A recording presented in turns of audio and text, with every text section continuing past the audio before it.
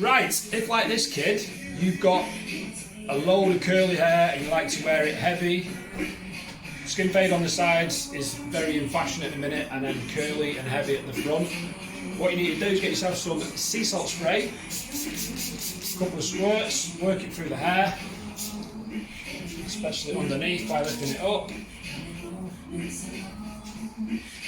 Once you've done that, that's where this bad boy comes in. The new T-Bar hairdryer with the diffuser attachment. This is what makes the difference when you're dealing with curly hair.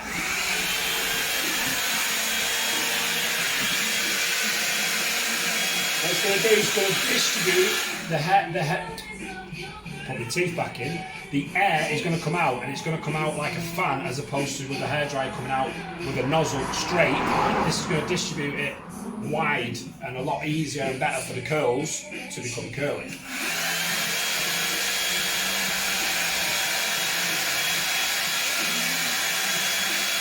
Whilst you're drying it, just use your fingers to pinch.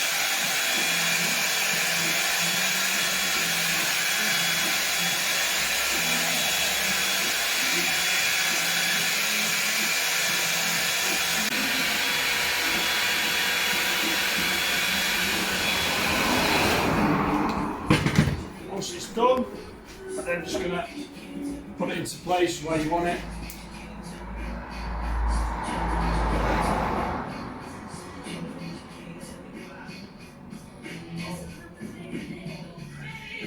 The effect you get off that sea salt spray is that it's exactly like when you come out of the sea and your hair is bitty and textured and full of volume. So this will, after time, devolumise and it will soften out.